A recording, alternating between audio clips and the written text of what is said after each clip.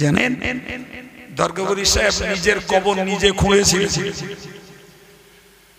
নিজের কবর নিজে খুঁড়েছিলেন, বিরাট চওড়া করে। একজন হাজী সাহেব সকালবেলা ঘুরতে ঘুরতে দরগাবুরি সাহেবের বাড়ি গেছে ফজরের নামাজ পড়ে, যে দেখছেন হুজুর তখন ওজিবা করছে। ওজিবা করা শেষ করে সে হাজী সাহেবের ডেকে নিয়ে গেছেন কবরের কাছে। বলছে হাজী সাহেব এই কবরে নামে, নেবে দেখো দিন রুকু সেজদা করলি সামনে পিছনে দেয়াল বাদে কি। হাজী সাহেব তখন ইতস্তত করছে, কবরে তো দেবে মরা লোকে, জ্যান্ত লোকে দেবে নাকি। বলছে দেখো রুকু করে পেছনে ঠেকে কিনা, সেজদা করলি সামনের পাট ঠেকে কিনা। বলতেছে হুজুর কবরে অত তোমার বুঝতে হবে না, তোমার যা বলেছি তাই করো।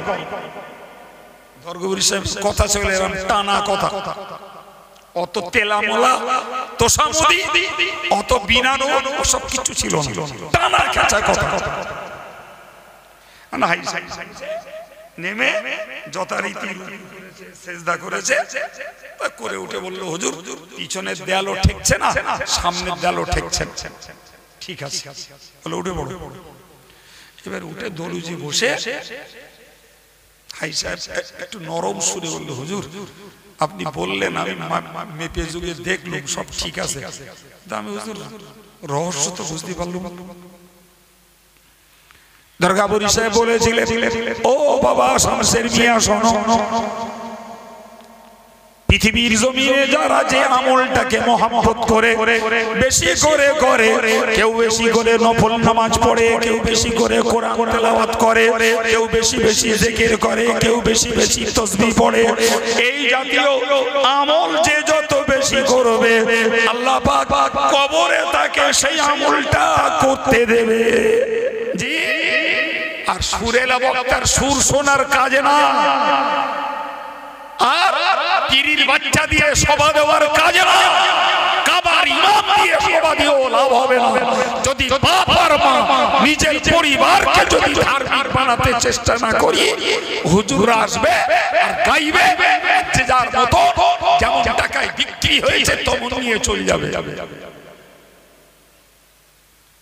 এই হচ্ছে সমাজ। প্রকৃত আমি গড়বো, আমার স্ত্রীকে গড়ে তুলবো, আমার ছেলে মেয়েগুলোকে আল্লাহ জাহান্নাম থেকে বাঁচানোর চেষ্টা করব, এ দায়িত্ব একমাত্র সজাগ আব্বার মায়ের। শুনেন আপনাদেরকে দুটো ঘটনা বলি।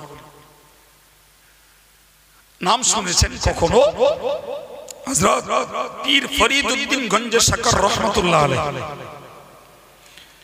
জি, মা তার মস্ত বড় আল্লাহ ওয়ালি, তা বড় আবেদা মহিলা। জি, বাচ্চার পিছনে মায়ের বারবার তদারকি, বাবা নামাজ পড়ো, কি করো নামাজ পড়ো। তো বাচ্চা কোনো মতেই নামাজের প্রতি মনোযোগ দেয় না। জি, মা বারবার বিরক্ত করে। তো একদিন বলছে মা তুমি তো বারবার নামাজ পড়তে বলো, তা তুমি তো অনেক দিন ধরে নামাজ পড়ছো, তা তুমি কি পেয়েছো নামাজ পড়ে? তো মা টানে পড়ে বলল বাবা আমি কি পেয়েছি তোর খোঁজ নিয়ে দরকার নেই, তুই নামাজ পড়লি না বাবা মিষ্টি পাবি। কি পাবে? আসলে ঘটনা হলো একটা ফার্সি শব্দ তার নামের সঙ্গে জোড়া আছে, ফরিদউদ্দিন গঞ্জে শাকর। গঞ্জে শাকরের মানে হলো চিনির গাছ, মানে এত মিষ্টি খেত সব সময় গায়ে মিষ্টি লাগিয়ে রাখলে ভালো হতো। মা ঠিক ওই লোকটাই দেখা, কথা বুঝতে পারেননি? ওই লোকটাই মা দেখালো বাবা তুই নামাজ পড়লি মিষ্টি পাবি। তাহলে মাথায় নামাজ পড়লে মিষ্টি পাওয়া যাবে? বলছে হ্যাঁ পাওয়া যাবে। ফরিদ তখন বলল মা ঠিক আছে তাহলে নামাজ পড়ব। ফরিদের মা বলল বাবা ফরিদ তুই যখন নামাজ পড়বি আমার বলবি। ফরিদের মা নামাজের মুসাল্লাটা পাটিটা বিছিয়ে দেয় আর একটু মিষ্টি পাটির তলায় দিয়ে আসে। ফরিদ নামাজ পড়ে উঠে পাটি তোলে আর মিষ্টি পায়। ওর ঘোর কাটিনি যে মিষ্টি এখানে কে দেয়। কে দেয়? অত পেজ গোজ বুঝিনি, বৃষ্টি পাচ্ছে, নামাজ চলছে। আল্লাহর খেলা তো, আল্লাহর খেলা। ঘটনা চক্করে একদিন ফরিদার মাকে নামাজের কথা না বলে নিজে নিজেই উজু হয়ে পাটি ফেলে নামাজে দাঁড়িয়েছে। মায়ের আর মিষ্টি রাখার সময় হয়ে গেছে। ফরিদ যখন নামাজ পড়তে দাঁড়িয়েছে, মায়ের তখন টেনশন বেড়ে গেছে। আমি যে ফরিদকে বললাম নামাজ পড়লে মিষ্টি পাবি, আজকে তো ফরিদ পাটি তুললে মিষ্টি পাবে না। তাহলে এতদিন চুপি সারে ফরিদকে নামাজি বানানোর জন্য যে চেষ্টা, যে পলিসি করে আজকে তো ধরা পড়ে যাবে। ফরিদ নামাজ পড়ে, ফরিদের মা গোপনে 2 রাকাত নফল নামাজ পড়ে আল্লাহর কাছে হাত তুলে কাঁদে আর বলে, আল্লাহ রে, আল্লাহ আমি তোমার নামাজি আমার বেটাকে বানানোর জন্য এই চেষ্টা গুপ্তভাবে চালিয়ে এসেছি। ও মাওলা, তোমার কাছে বিনতি করছি, এতদিন আমি মিষ্টির ব্যবস্থা করেছি, আজকে যদি মিষ্টি না পায় আমার ফরিদ, আমার চক্র ফাঁস হয়ে যাবে। রব্বুল আলামিন, তুমি আজকের আমার ফরিদের জন্য মিষ্টির ব্যবস্থা করে দাও। মায়ের দোয়া বড় দোয়া, মায়ের দোয়া। বিশ্বাস করুন, হুজুর, হাফেজ সাহেব, মৌলী সাহেব, পীর সাহেব, পীরজাদা সাহেব, যে যত দোয়া করো সন্তানের জন্য, মায়ের দোয়া মস্ত বড় দোয়া। মায়ের দোয়ার থেকেও পীরের দোয়ার দাম বেশি না। আমরা বুঝি না বলি পীরের কাছে ঠুমকি মারে বলি আমল দেখায়। পীরের হাদিয়া দেয়, নজরানা দেয়, মার একটা চকলেট কিনেও দেয়। এরকম লোক আছে। ফরিদের মা দোয়া করলে চোখের পানি ফেলে দোয়া করে ওয়েট করছেন ঘটনা কি ঘটে। ফরিদের নামাজ পড়া হয়ে গেল, ফরিদের কোনো অভিযোগ নেই। ফরিদ যখন কোনো অভিযোগ করলো না, মা সাহস করে ফরিদকে বললেন, বাবা ফরিদ, মিষ্টি পেয়েছো? বলে, হ্যাঁ মা, মিষ্টি পেয়ে গেছি। সুবহানাল্লাহ। বাড়িয়ে আর সবা চালাবো না, খিচড়ি খাওয়ার সময় হয়ে গেছে। আর তাও তো খিচড়ি না, প্যারাডাইস। জি, আর চালাবো না। সুবহানাল্লাহর গতি ভালো। জি, ফরিদ মা বললো, বাবা ফরিদ মিষ্টি পেয়েছো? ফরিদ বললো, হ্যাঁ মা পেয়েছি। ফরিদের মা আনন্দে কেঁদে ফেললেন। মিষ্টি তো নিজে রাখি, ও মিষ্টি তো ভরসা আল্লাহর উপরে। এই কথা বুঝতে পারছেন কি? মিষ্টি ভরসা আজকে কার উপরে? আল্লাহর উপরে। যদি মিষ্টি পায় তাহলে বুঝতে হবে ফরিদের মায়ের দোয়া ফরিদের জন্য আল্লাহ কবুল করে নিয়েছেন। সুবহানাল্লাহ। ফরিদ যখন মিষ্টি পেয়েছি বলল, সঙ্গে বলল, ও মা, মিষ্টি পেয়েছি বটেই, তবে মারে আজকের যে মিষ্টি পেয়েছি এত সুস্বাদু মিষ্টি আর কোনোদিন খাইনি। ফরিদের মা আবেগ চেপে না রাখতে পেরে বলল, বাবা ফরিদ, আজকের মিষ্টি অধিক টেস্টি, খুব সুস্বাদু হওয়াটা স্বাভাবিক। বলে, কেন মা? বললে, ফরিদ, এতদিন পর্যন্ত তোর মিষ্টির ব্যবস্থা করেছি আমি নিজে, আর আজকের ওই মিষ্টি দিয়েছেন তোকে আমার আল্লাহ। সুবহানাল্লাহ। ফরিদ বলল, মা ঘটনা কি? আমি তো ঘটনা বুঝতে পারলাম না। তখন মা ব্যাপারটা খুলে বললেন, বাবা তুই মিষ্টি লুভি, তুই নামাজ পড়তিস না, তাই তোকে নামাজি বানানোর জন্য আমি মিষ্টির লোভ দেখিয়ে নামাজ পড়ানোর অভ্যাস করতে চেয়েছি, আর প্রতিদিন মিষ্টিটা পাটির নিচে রেখে এসেছি। আজকে মিষ্টি রাখার পরিবেশ হয়নি, তুই নামাজ আদায় করেছিস, তোর ওই মিষ্টি আল্লাহ পাঠিয়েছিস।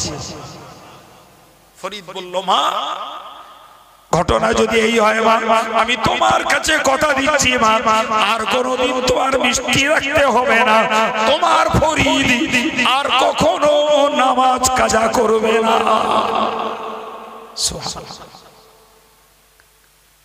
ফরিদকে নামাজি বানানোর জন্য কোন হুজুর কাজে লেগেছে? জোরে বলে, মা। সেখানে মুফতি, মাওলানা, পীর সাহেব, পীরজাদা কারোর প্রয়োজন হয়নি, মাই যথেষ্ট হয়েছে বাচ্চাকে নামাজি বানানোর জন্য। জি প্রিয় ভাই, আমি আপনাকে শোনাচ্ছিলাম ইসলাম আল্লাহর মনোনীত ধর্ম। এটা শুধু কলেমার ভিত্তিতে নয়, এটা কাজের ভিত্তিতে, এটা দায়িত্বের ভিত্তিতে। ইসলাম মানে অনুগত হওয়া, ইসলাম মানে মেনে চলা, ইসলাম মানে আত্মসমর্পণ করা।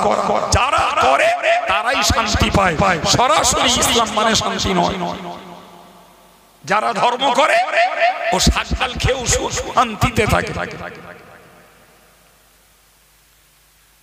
জানেন হুজুর দরগাপুরী সাহেব রহমাতুল্লাহ আলাইহি, তিনি তো আমাদের কাছের মানুষ, তিনি আমাদের কাছের মানুষ। হুজুর দরগাপুরী সাহেব, তার জীবনীতে একটা ঘটনা লেখা আছে, তার জীবনীতে একটা ঘটনা লেখা আছে যে তেনার বয়স তখন 7 অথবা 8। কত বয়স বললাম? 7 অথবা 8। জি, কোন এক স্কুল ছুটির দিন, স্কুল ছুটি। তো স্কুল ছুটি হলে সাধারণত বাচ্চারা একটু খেলায় মাতে, তাই না? খেলিয়ে খেলিয়ে খেলিয়ে খেলিয়ে বাড়ি এসেছেন ঘামে একাকার। আর দেখবেন বাচ্চারা যতক্ষণ কাজে থাকে ততক্ষণ ওদের খিদে লাগে, আর যে বাড়ি আসে খিদে খিদে করে মায়ের একদম গাছ ছাল খেয়ে ফেলে। মার আর 1 মিনিট সময় যায়, মায়ের আর 1 মিনিট সময় দিচ্ছে না। মাটা হাতে কাজ করছে, ওটাও শেষ করতে দেবে না, ওর এক্ষুনি ভাত দিতে হবে। দরগাপুরী সাহেব হুজুর 7-8 বছরের ছেলে খেলিয়ে বাড়ি এসে উঠোনে পারে কি বললে, মা ভাত দাও।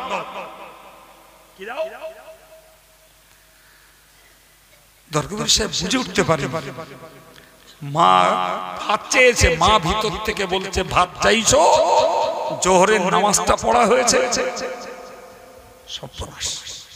বয়স কত? 7 অথবা 8। জোহরের নামাজটা পড়া হয়েছে। ওই মায়ের মেজাজ শুনে দরগাপুরী সাহেব থমকে দাঁড়িয়ে গেছেন উঠোনে। ভেবেছেন এতটুকুতেই বোধহয় রেহাই হলো, কিন্তু না তো,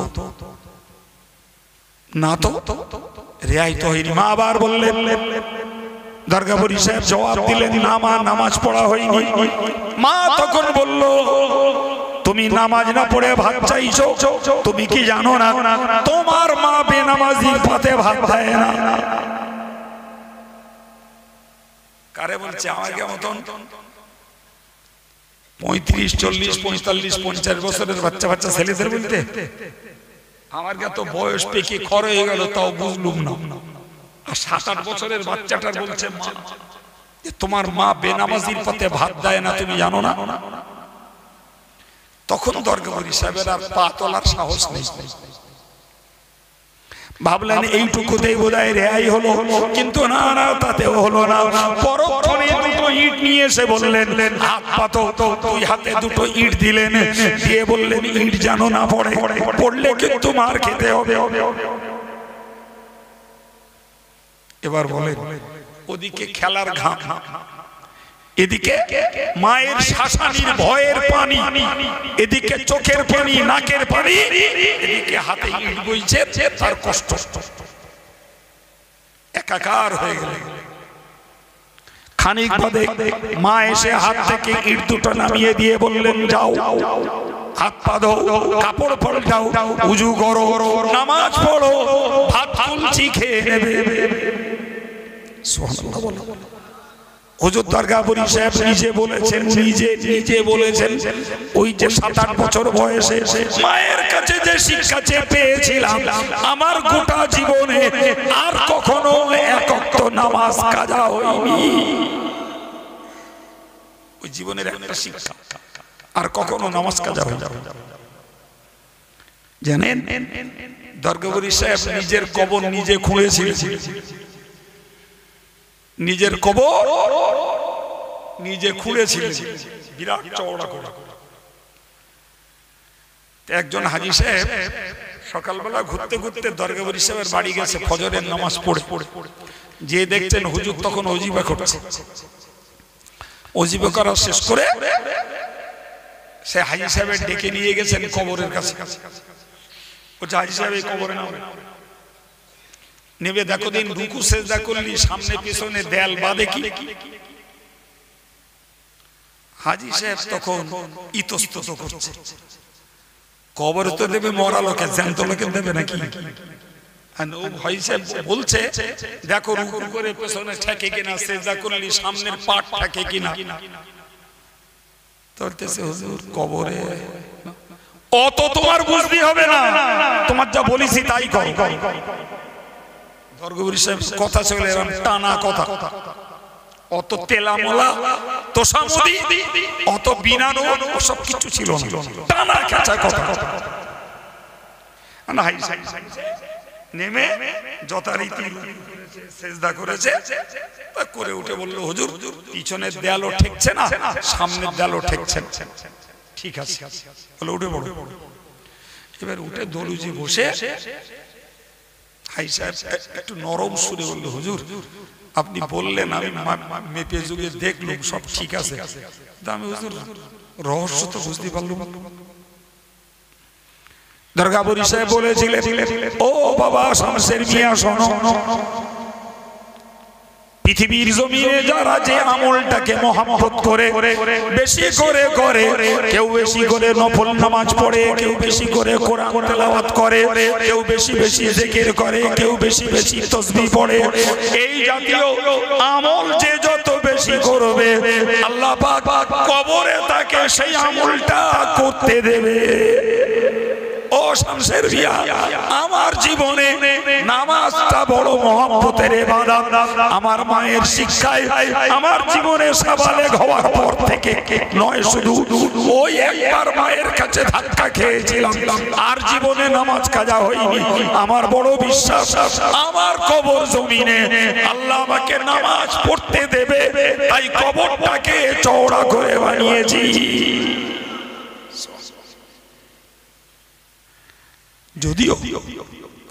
যদিও কবরে যদি আল্লাহ কাউকে নামাজ পড়তে দেন, তার জন্য কবর মাপে চওড়া করতে হবে না বাবা। আল্লাহু আকবার। একজন ইমানদারের কবর ৩০ শক্তি পর্যন্ত আল্লাহ প্রশস্ত করে দেবে। একজন ইমানদার আল্লাহ ওয়ালার কবরকে ৩০ শক্তি পর্যন্ত প্রশস্ত করে দেবে, ফলে সেখানে রুকু সিজদা করার কোনো সমস্যা হওয়ার কোনো কারণ নেই। সুবহানাল্লাহ। দরগাবুরি সাহেব যেটা করেছেন ওটা দুনিয়ার হিসাবের আবেগ। আমি কি বলতে যে এই কথা বললাম, আমি আপনাকে বোঝাতে চেয়েছি, মনে রাখুন বোঝাতে চেয়েছি ইসলাম আল্লাহর ধর্ম, আল্লাহর দেওয়া পছন্দনীয় ধর্ম। এটি শুধু মুখে পড়লে হয় না, এটা কাজে পরিণত করতে হয়, নিজে করতে হয়, বাচ্চাগুলোকে করাতে হয়। কারণ ওরা যদি ধার্মিকা না হয় তাহলে ওদের জন্য আসামির কাঠগড়ায় দাঁড়াতে হবে আমাকে দাঁড়াতে হবে। আমি খাওয়া দিয়েছি, পড়া দিয়েছি, স্বাস্থ্যের তদারকি করতে চিকিৎসা করেছি এবং রীতিমতো তাকে চলমান জেনারেল এডুকেশন সাধারণ শিক্ষা দিয়েছি, তাকে মাধ্যমিক, উচ্চ মাধ্যমিক, BA, BCom, BSc, MCom, MA, BEd, DElEd অনেক লেখাপড়া শিখিয়েছি। কিন্তু বাবা আমি আমার বাচ্চাটাকে যদি নামাজ না শেখাই, বাচ্চাটাকে যদি কোরআন না শেখাই, বাচ্চাটাকে যদি পাক নাপাকি না শেখাই, বাচ্চাটাকে যদি দোয়া কালাম না শেখাই, আমাকে আল্লাহ দিয়েছেন জান্নাতের যোগ্য বাচ্চা, আর আমি আমার তদারকির ঘাটতিতে তাকে জাহান্নামের যোগ্য বানিয়ে দিলাম। ভাই সেই মনে আছে তো হাজী সাহেব ভালো চাদর নিয়ে ছেঁড়া চাদর দিল, বিচারে বলো হাজী সাহেবের নতুন চাদর কিন দিতে, মনে আছে? সুতরাং কিয়ামতের দিনে আল্লাহ কৈফিয়ত করবেন, জান্নাতের যোগ্য বাচ্চা দিলাম তুমি জাহান্নামী বানালে কেন? জি তখন তো নতুন করে বলা যাবে না যে আল্লাহ এইবারে আবার দিয়ে দাও ফেরত, এবার আমি জান্নাতি বানিয়ে তাই দোবানো। সুতরাং আজকে ইসলামী জলসা ইসলামের পক্ষে জীবন গড়তে একটা দিক ধরে আমি আপনাদের কিছু উৎসাহজনক কথা বললাম মজলিসে। মাশাআল্লাহ, আমি এর আগেও এখানে এসেছি। সুতরাং জায়গাটিতে ধর্মপরায়ণ যথেষ্ট মানুষ আছেন তাও জানি, কোরআনিয়া মাদ্রাসা আছে তাও জানি, জি, এবং যথেষ্ট আল্লাহওয়ালা লোক আছেন। ভাই, এই আলোচনা শোনার পরে আল্লাহওয়ালা যারা, নামাজি যারা, তাদের ভিতরে প্রবণতা তৈরি হোক যে আমি আমার ইবাদত আমলের, নামাজের, রোজার, জিকিরের, তাসবির পরিমাণ বাড়াবো, পরিমাণ বাড়াবো। ফরজের পরিমাণ বাড়ে না, ওয়াজিবের পরিমাণ বাড়ে না, সুন্নতের পরিমাণ বাড়ে না, পরিমাণ বাড়ে নফলের। কিসের? নফলের। নামাজ তো 20 বছর ধরে পড়ছি, জি, আজও 2 রাকাত নফল নামাজ বেশি করে পড়ি, আজও মাগরিব পড়ে 10 মিনিট আল্লাহ আল্লাহ করি, আজও ফজর পড়ে 10 মিনিট আল্লাহ আল্লাহ করি, আজও ইশার নামাজ পড়ে 10 মিনিট 100 বার 200 বার দরুদ শরীফ পড়িনি। তাহলে পৃথিবীর দেশে সবকিছুর উন্নতি হচ্ছে, আমার ধর্ম জীবনের উন্নতি কই? এই কথাটাই নতুন বলে উঠেছি। এই কথাটাই আমি গাড়ি থেকে নামবার আগে বলেছি যে তোমার গায়ে হুজুরের দিয়ে কালেকশন আরো করাও, বলে হুজুর আপনার করতে হবে না, আপনি উঠে পড়ে।